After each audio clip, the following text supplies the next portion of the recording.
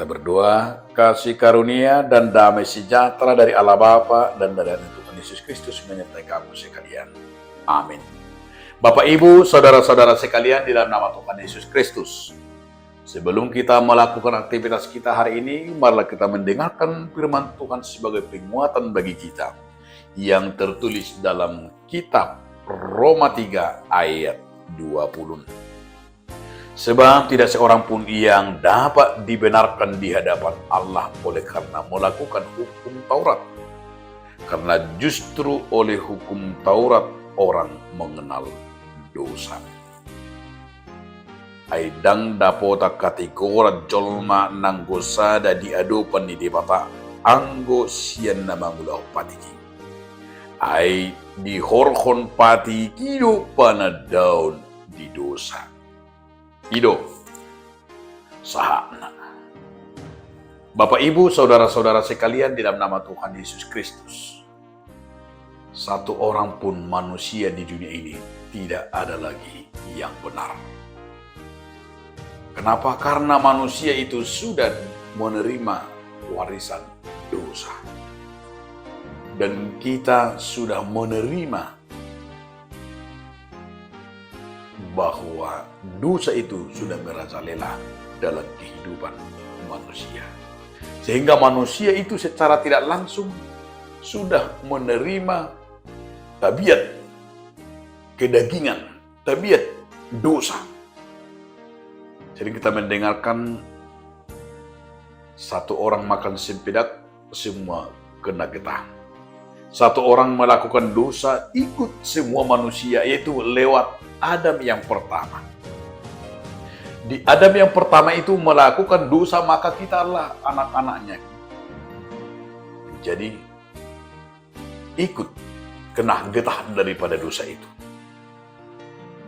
Artinya saudara-saudara, tidak ada lagi yang harus kita katakan, yang harus kita merasa diri kita paling benar di hadapan Tuhan. Dan tidak bisa kita merasa paling kudus dan paling benar di hadapan orang, apalagi diperhadapkan dengan hukum Taurat.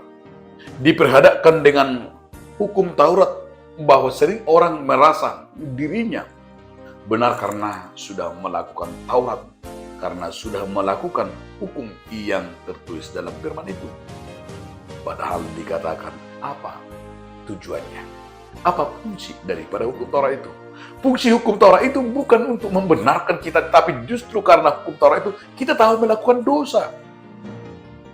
Manusia itu tahu dia adalah orang berdosa karena hukum Taurat. Dia tahu itu dosa, dia tahu dihukum 1 sampai ke 10. Misalnya, dia mencuri, dia tahu itu dosa karena dari hukum Taurat. Misalnya dia berzina, dia mengungkapkan, dia berbohong, itu adalah dari hukum Taurat.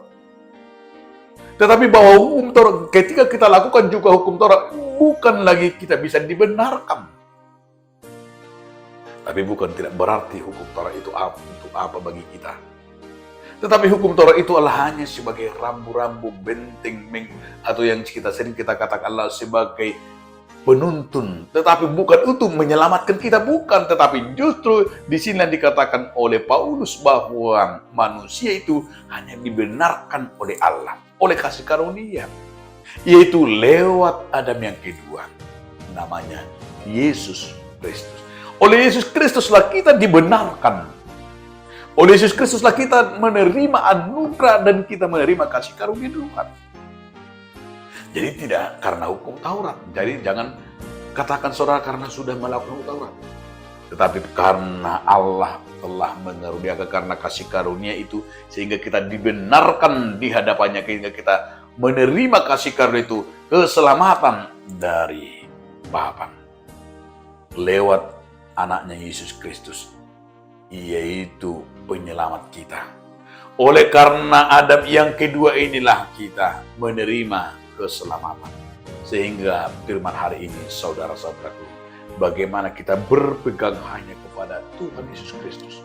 Bagaimana kita akan hanya berkata dalam hidup ini, bahwa hidupku adalah milik Tuhan, milik Kristus, karena aku dibenarkan, karena aku menerima berkat hari ini, karena aku hidup sampai hari ini, karena dibenarkan oleh kasih karunia Tuhan, karena hanya Tuhanlah yang mengaruniakan kita sehingga kita menjadi orang yang bisa dibenarkan di hadapannya lewat kasih Tuhan Yesus Kristus, lewat salib Yesus, lewat pengorbanannya, sehingga kita beroleh keselamatan dan hidup yang kekal. Amin. Terima kasih Tuhan atas firman hari ini mengingatkan kami agar kami mengenal kasih karunia. Amin.